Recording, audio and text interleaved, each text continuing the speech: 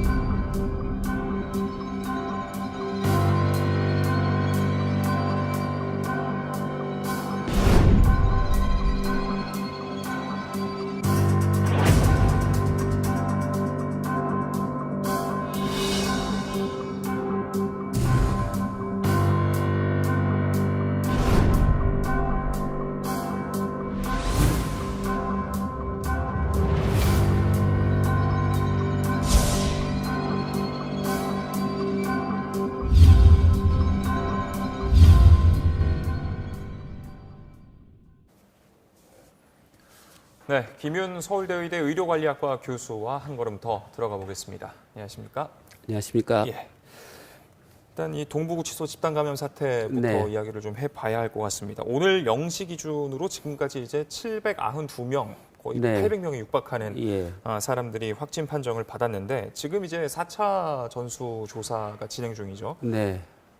네 번씩이나 이렇게 전수조사를 진행을 하고 있는데 네. 또다시 이렇게 확진자가 더 추가가 될 수도 있을까요?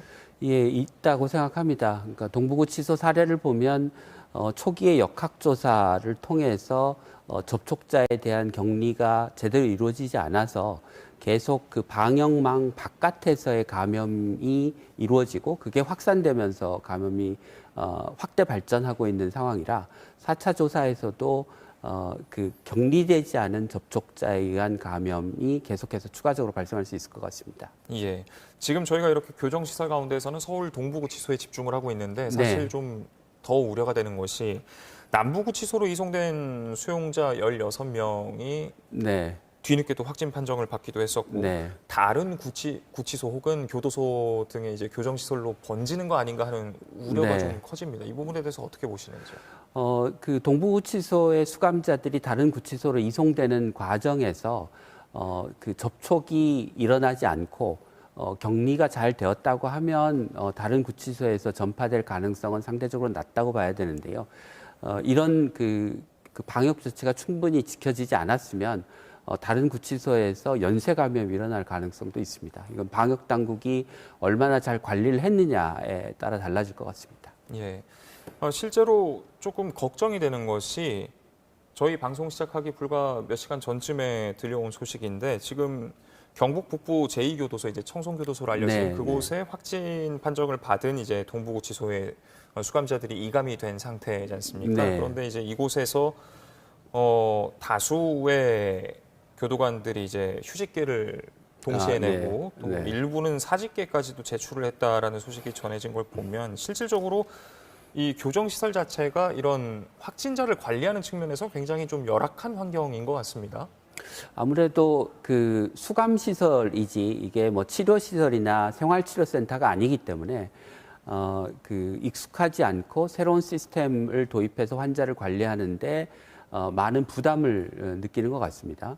직원들이. 예, 그렇긴 하지만 이런 그 재난 상황에서 뭐 다 공무원들일 텐데 뭐 사직을 하거나 휴가를 낸다고 하는 게 좀 좋은 모습처럼 보이지는 않습니다. 예. 지금 앞서서도 설명을 해주셨습니다만은 지금 동부구치소 발 집단 감염이 더 확산되는 것이 이제 늑장 대응 네. 때문이라고 지적을 해주셨는데 그렇다면은 이제 지난달 27일에 처음으로 확진자가 나왔으니까 네. 그때 바로 이렇게 전수조사 같은 것을 했다면 네. 지금과는 조금 다른 양상이었을까요? 네. 지난달 27일에 첫 번째 확진자가 생겼을 때 그 이후에 아마 역학조사하고 접촉자 격리 제대로 하고 이후에 확진 검사를 이어나갔으면 지금과 같은 그 대규모의 집단 감염으로 아마 발전을 하지 않았을 겁니다. 그러니까 초기 단계에서의 초동 대처가 뭔가 잘못된 거고요. 예. 그 다음에 이제 초동 대처를 잘못해서 접촉자인데 격리되지 않고 확진되지 않은 상태로 다른 사람에게 전파하는 일이 이제 그 안에서 상당 기간 일어났는데 그 다음에 전수조사를 또 빨리 했더라면 지금보다는 그 감염의 규모를 좀 줄일 수 있었겠죠. 그런데 근본적인 이유는 방역 당국이 정확하게 밝히고 있지는 않지만 뭔가 첫 번째 지표 환자의 감염에 대한 역학조사와 격리 조치가 제대로 이루어지지 않은 게 확산의 가장 근본적인 원인으로 보입니다.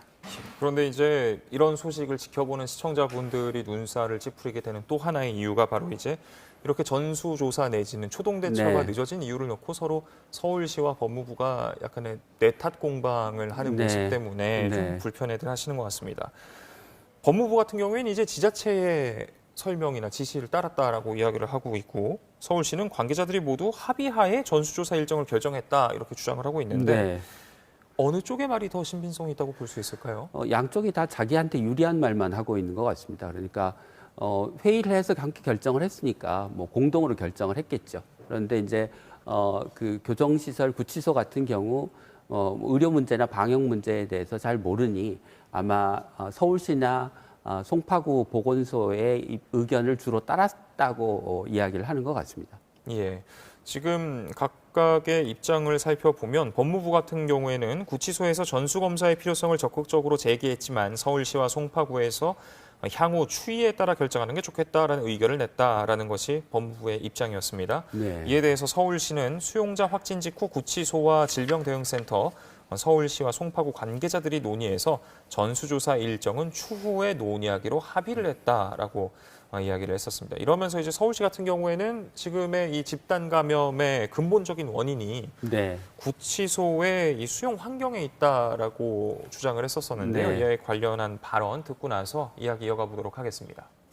동부구치소 내 감염 확산은 고층 빌딩 형태의 전형적인 산밀 시설로 불량한 환기 구조를 가지고 있습니다. 그리고 과밀하게 수용에 따른 확진자와 비확진자의 분리 수용 공간 부족도 그 원인으로 파악하고 있습니다. 말씀드렸듯이 굉장히 높은 과밀한 시설 내가 과밀한 상황이었고 환기 부분도 잘 되지 않았던 부분도 감염 확산에 있어서 큰 원인이 되었던 걸로 파악하고 있습니다. 네, 일단 환기가 어려운 구조였고 수용자 대부분이 실내에서 생활을 하고 있고 기준치를 초과한 과밀한 수용까지 이런 집단 감염에 정말 취약할 수밖에 없는 상태였다라고 이야기를 했는데 이런 가운데 또 이제 수용자들에게는 뭐 마스크가 제대로 지급되지 않았다. 네. 코로나 증상을 보였는데 감기약만 처방했다. 이런 주장까지도 나오고 있습니다. 네. 그러니까 뭐 그 산밀 환경, 뭐 밀집, 밀폐, 밀접 접촉이 가능한 그런 환경이었다고 하는 거는 뭐 중요한 위험 요인이긴 하나 겨울이 된다고 모든 사람이 감기에 걸리지 않는 것처럼 그런 환경에 있다고 모든 구치소가 다 감염이 일어나는 건 아니라서 그 법무부나 구치소 또는 서울시 송파구가 감염을 예방하지 못한 것 또는 감염이 발생한 이후에 제대로 대처하지 못해서 이게 대규모 감염으로 발전한 것에 대한 책임을 그 구치소의 환경에 너무 그 미루거나 떠넘기는 것 같은 인상을 주는 발언이라 좀 뭐랄까 책임 회피성 발언으로 들려서 좀 부담스럽습니다. 네. 그런데 한편으로는 이런 이후의 대처들을 봐도 좀 걱정이 이어질 네. 수밖에 없는 것이 네. 전수조사 같은 경우는 코로나 확진 판정을 받냐 안 받냐를 볼 수 있는 것이지 네. 실질적으로 전파 자체를 막는 행위는 네. 아닌 것이잖아요. 네, 그렇습니다. 그러다 보니까 지금 일단은 다른 구치소들로 혹은 다른 교정시설들로 이제 이감 조치를 하고 있고, 그런데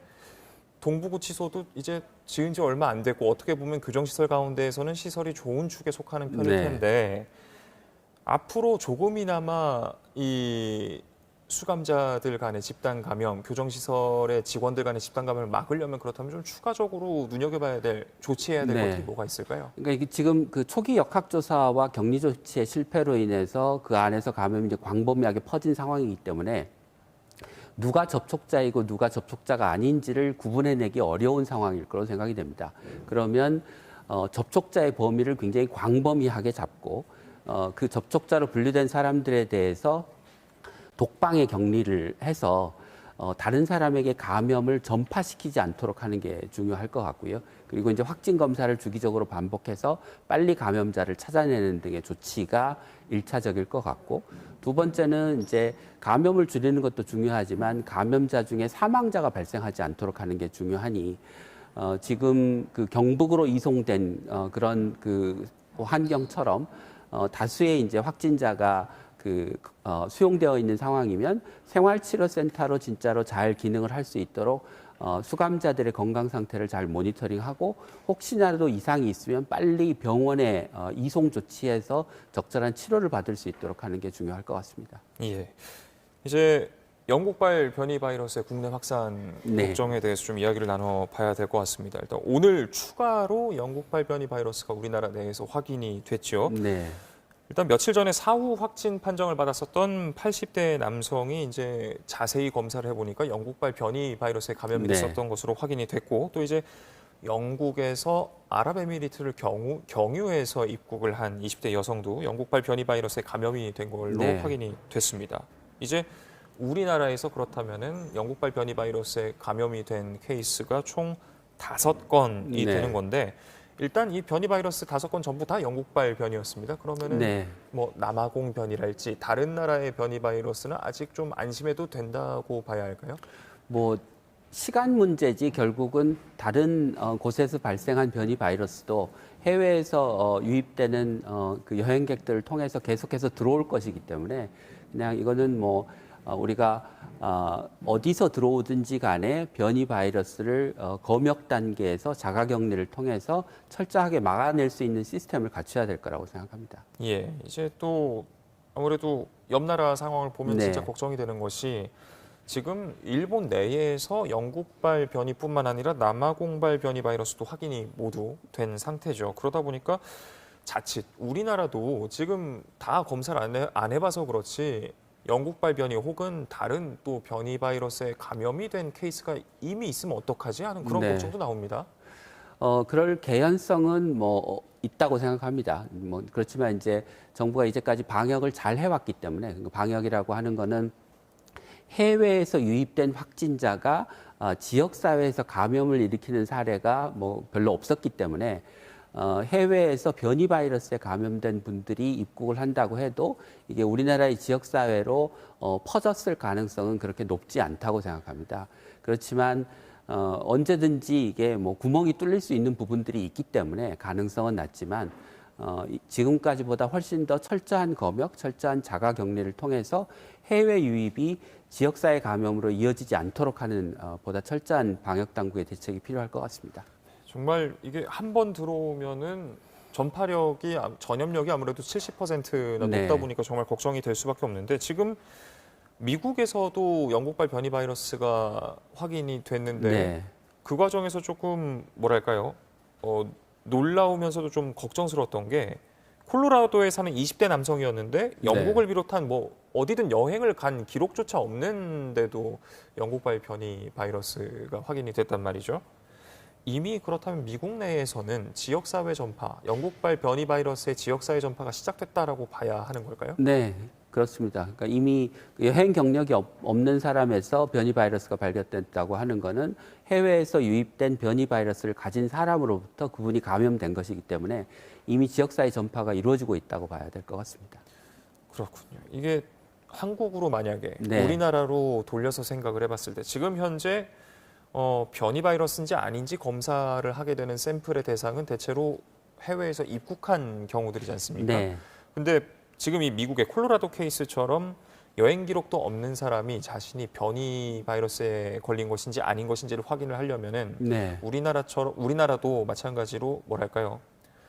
그냥 국내 지역사회 전파자지만 혹시나 네. 영국발 변인지 아닌지 이런 걸 검사하는 것도 좀 필요할 것 같은데. 예, 그 질병관리청이 이미 이제 그 지표 환자들을 대상으로 해서는 확진된 케이스에 대해서 염기서열 분석, 유전자 분석을 이제 하고 있습니다. 예. 그런데 이제 그 표본의 규모가 작기 때문에 혹시나 있는 변이 바이러스를 찾아내지 못할 가능성도 있기 때문에 지금보다 검사 대상을 좀 늘려서 그 변이 바이러스가 지역사회 감염이 일어나면 조기에 찾아내서 이게 확산되지 않도록 적극적인 그 방역 조치를 취하는데 이게 필요할 것 같습니다. 예. 많은 분들께서 이제 의견과 댓글 남겨주고 계시는데요. 이 교정시설 같은 경우에 참 다양한 의견들이 있었습니다. 일단 유튜브에서 람머르기니님, 아니 국민들은 전부 다 내 돈으로 마스크를 사서 끼고 있는데 재소자들 마스크를 왜 세금으로 사줘야 합니까? 자기들 돈으로 사서 껴야지, 이런 의견도 있었고요. 또 한편으로는 룸룸님께서 그래도 우선은 세금으로라도 나눠서 쓰게 해야 하지 않나 싶습니다. 이런 의견도 있었습니다. 아무래도 장소 자체가 가는 특수성이 있다 보니까 다양한 의견들이 오가고 있는데요. 그렇습니다. 이게 참 재소자뿐 아니라 사실 교정시설에 일하는 인력의 안전과도 네. 직결이 돼 있는 부분이다 보니까 그렇습니다. 다음 주제로 이제 백신에 대해서 좀 이야기를 나눠보도록 하겠습니다. 이제 겨울이 시작이 됐고 네. 또 변이 바이러스도 점차 전 세계 곳곳으로 확산이 되면서 백신 속도전에 돌입한 그런 상황인데, 일단 현재 우리가 가장 먼저 도입하게 될 백신인 이 아스트라제네카 같은 경우에 지금 현재 FDA 승인뿐만 아니라 유럽에서의 승인도 아직이다라는 이야기가 있습니다. 물론 이제 저희 방송 시작하기 불과 몇 시간 전에 영국이 이제 전 세계에서 처음으로 승인을 하긴 했는데, 영국이 승인을 하게 되면은 우리나라가 뭐랄까요? 세계에서 처음으로 승인을 하는 나라라는 그런 부담감을 조금 덜 수 있을까요? 네, 그렇습니다. 이제 이제까지 사실 뭐 우리 식약처가 잘 하고 있긴 하지만 전 세계 최초로 어떤 뭐 약이나 백신을 그 승인해 준 경험은 뭐 거의 없어서 대개는 다른 선진국에서 승인한 다음에 그 결과를 바탕으로 이제 국내 사용을 승인하는 경우가 대부분이었기 때문에 아스트라제네카 백신을 전 세계에서 처음으로 승인을 했다면 아마 그로 인한 부담감이 상당했을 텐데 영국에서 먼저 승인을 했기 때문에 그 결과를 바탕으로 이어서 승인을 하면 상대적으로 정치적 부담감을 상당히 덜 수 있을 것 같습니다. 그렇다면 전문가로서 보시기에 네. FDA와 이제 EMA의 승인이 아직 없다라는 것이 어떤 것을 시사하고 의미한다고 볼 수 있을까요? 아마도 이제 국민들이 뭐 여러 차례 들으셔서 잘 아시듯이 그 3상 임상 시험 과정에서 일부 실험의 오류가 있었고 또 예기치 않게 실수로 처음에 절반 용량이 투입된 환자에서 더 면역력이 높게 나타나는 그런 이상한 결과들이 나타나서 그 새로운 3상 시험을 통해서 이제 기존의 오류들을 수정하고 새로운 결과를 내려고 하고 있기 때문에 그 결과를 바탕으로 이제 아스트라제네카가 유럽 EMA나 미국 FDA에 사용 승인을 신청하게 될 것 같습니다. 예. 그런데 이제 백신 관련해서 많은 분들이 여전히 국내에서는 이제 우려도 많고 걱정도 많은 상태입니다. 이런 가운데에 이제 미국에서 이런 일이 있었죠. 네. 처음으로 백신을 접종했었던 간호사였던 걸로 기억을 하는데 이 간호사가 접종하고 6일 후에 확진 판정을 받았습니다. 네. 이게 오늘 접종 딱 받았다고 해서 나 이제 안전하다라고 할 수 있는 상황이 아닌가 봅니다. 그렇죠. 예. 백신이 이제 우리 몸에 들어가면 우리 몸의 면역 체계와 이제 그 작용을 해서 그 안에서 항체가 만들어지고 세포들이 면역 기능이 활성화되는데 적어도 한 10일에서 2주일 정도의 기간이 필요합니다. 그러니까 백신을 금방 맞았다고 면역력을 갖게 되는 게 아니기 때문에 백신 2차례를 다 접종하고 나서 최종적으로 그 이후에 한 2주 정도는 지나야 안심하실 수 있고 또 일부의 경우에는 백신을 2차례 다 접종했다고 해서 반드시 면역력이 생기는 건 아니기 때문에 예를 들면 90%, 95%의 접종자에서 면역력이 생기지만 내가 그 예외가 되는 5%나 10%가 될 수도 있기 때문에 백신 접종 이후에도 방역 수칙은 철저히 지키시는 게 좋을 것 같습니다. 혹시 그렇다면 백신을 접종하고 나서 네. 나에게 항체가 생겼나 안 생겼나 이런 걸 확인할 수 있는 방법도 있을까요? 네, 그러니까 항체 검사를 하는 방법이 있긴 한데요. 그게 또 항체가 얼마나 면역력을 강력하게 갖는 항체인지 또 항체의 보유 수준이 어느 정도인지에 따라서 또 면역 효과가 달라지기 때문에 검사를 한다고 해서 100% 내가 면역력이 있는지 없는지를 확신하기는 어렵습니다. 아, 예. 그 항체의 어느 정도 수준이 예. 검사할 수 있는 키트를 수준을 넘기느냐 안 넘기느냐 그 차이로. 네, 그 차이도 있고 그 항체가 얼마나 강력하게 바이러스를 파괴하는 그래서 우리 몸을 지켜내는 능력을 갖고 있는 항체인지도 알 수가 없기 때문에. 예, 예. 네. 알겠습니다. 그런가 하면 이제 우리나라에서의 첫 접종, 이제 주한미군의 접종으로도 여러 가지 이야기들이 나왔었습니다. 일단 처음에 알려졌었던 내용으로는 주한미군이 이제 필수 인력에 대해서 모더나사의 백신을 접종하는데 카투사와 같이 지금 주한미군과 함께 있는 한국인에게도 접종을 하려고 했는데 정부의 요청으로 접종이 제외가 됐었다라는 소식이 어제 전해졌었죠. 그런데 이제 이에 대해서 오늘 국방부가 접종을 허가하기로 하는 발표가 있었습니다. 해당 내용을 듣고 나서 이야기 이어가 보도록 하겠습니다.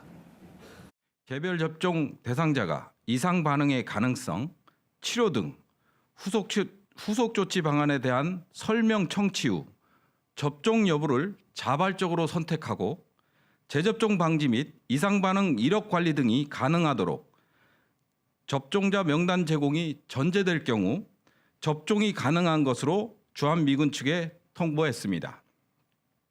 미 측은 카투사 외에도 연합사단 본부, 한미연합사령부, 공군 구성군사령부, 주한미군의 근접한 위치 내 임무를 수행하는 기타 인원 등도 접종 대상에 포함할 것을 검토하고 있는 것으로 알고 있습니다. 네, 발표 내용 듣고 오셨는데요. 어제까지는 이제 접종 제외를 요청을 했었고 네. 이제 오늘 발표 내용을 보면은 뭐 전면 허용이라고 하기는 어렵고 이제 자발적으로 선택하도록 하겠다라고 네. 했습니다. 예. 각각의 표현들이 갖는 어떤 책임의 차이 뭐 이런 거라고 봐야 할까요? 그러니까 그 카투사 같은 경우 이제 주한미군과 함께 생활하기 때문에 미군들이 접종을 맞으면 당연히 접종 대상으로 고려가 될 수밖에 없는데 그러면 접종 대상으로 고려됐을 때 우리 군의 입장은 무엇이었는지 뭐 누구를 대상으로 할 건지 자발적 의사를 고려할 건지 이후에 부작용은 어떻게 관리할 건지에 대해서 미리미리 계획을 세워놨으면 뭐 접종 중지 같은 그런 이상한 요청을 하지 않았을 텐데 아마 뒤늦게 그런 문제들을 검토하느라고 일단 좀 접종을 멈춰달라, 예, 예. 기다려달라 그런 요청이 아니었는가 싶습니다. 좀 늑장 대응에 로 인한 좀 안 좋은 모습을 국방부가 보여준 것 같습니다. 예, 그렇다면 이제 병사 한 사람 한 사람이 자발적으로 선택에 따라서 접종을 하게 되는 상황인데 첫 접종은 그렇다면 좀 언제쯤 이루어질 수 있을까요? 글쎄요, 그 주한미군과 함께 뭐 이루어질 것이라 주한미군의 접종 상황에 따라서 같이 진행이 되지 않을까 싶습니다. 그런데 또 앞서서 뭐 부작용에 대해서도 네. 살짝 언급을 해주셨습니다만 네. 이게 우리나라에서 국내에서 인증을 하고 허가를 하고 그런 우리나라 정부의 책임하에 있는 유통 경로를 통해서 들어오고 접종이 이루어진 게 네. 아니다 보니까 만에 하나 발생할지 모르는 이 부작용에 있어서 자칫 한국과 미국 간의 내탁 공방을 하면 어떡하지 하는 걱정도 있습니다. 이게 네. 어떻게 하면 좋을까요? 뭐 부작용의 발생 빈도가 그렇게 높지 않고 또 발생한다고 해도 대부분은 가벼운 부작용이라 심각한 부작용을 뭐 상정하고 이야기하는 게 이제 뭐 국민들의 불안을 좀 가중시킬 수 있을 것 같다는 말씀을 먼저 드리고 그렇지만 그래도 이제 만에 하나 발생할 수 있는 부작용에 대해서는 이제 국내에서 승인한 백신도 아니고 우리가 그 접종하는 백신도 아니기 때문에 일차적인 책임은 미군이 져야 될 걸로 생각이 됩니다. 그래서 그와 관련한 책임 관계를 명확히 해놓을 필요는 있다고 생각합니다. 예. 어느덧 시간이 이제 6시 15분을 지나고 있는데요. 시청자분들의 질문 두 가지 좀 여쭤보고 마무리를 하면 좋을 것 같습니다. 유튜브에서 율도우치님께서 이런 네. 질문 주셨습니다. 과거에 이제 패스트나 뭐 스페인 독감 같은 경우는 그러면은 어떻게 종식이 됐었을까요? 지금처럼 의학이 발달하지도 않았을 텐데 이런 네. 질문 주셨습니다. 패스트 같은 경우 완전 종식된 게 아니고 지금도 발생을 하고 있습니다. 그러니까 이제 환경이 개선되고 사람들이 감염병에 대한 주의를 더 기울이면서 예전처럼 그렇게 퍼지지 않은 것일 따름이지 여전히 지구상에 이제 남아 있는 병이고요. 그 스몰폭스라고 하는 그 천연두 같은 병은 백신을 개발해서 전 세계적으로 다 집단 면역을 갖게 되면서 그 균이 바이러스가 사라진 그런 예가 되겠습니다. 그래서 일부는 여전히 우리가 잘 모르지만 우리 생활과 같이 함께 존재하고 일부는 인류가 백신을 개발해서 퇴치했다고 얘기할 수 있을 것 같습니다. 예. 끝으로 김경모님의 질문으로 오늘 방송을 좀 마무리하면 어떨까 싶습니다. 백신이 내년부터 접종 시작한다고 했는데 언제쯤 일상으로의 복귀가 가능하다고 보시나요? 굉장히 어려운 질문이신데요. 그러니까 아마 이제 내년 가을까지 정부가 원래 계획한 대로 전 국민의 대부분이 백신을 접종하고 우리 국민에서 우리나라에서 집단 면역이 형성되면 대부분 일상으로의 복귀는 가능할 것 같습니다. 그렇지만 그렇다고 해서 코로나19가 완전히 사라지는 것은 아닐 거라고 생각하고요. 그래서 일부 해외에서 유입되는 사례도 있고 국내에서도 간헐적으로 코로나19의 집단 감염이 발생하기는 하겠지만 그게 지금처럼 대규모의 집단 감염이나 광범위한 그 전염 전파로 감염의 전파로 이루어지지는 않을 것이기 때문에 올 가을이 지나면 상당 부분 일상으로 돌아갈 수 있다라는 희망을 가져봅니다. 네. 네.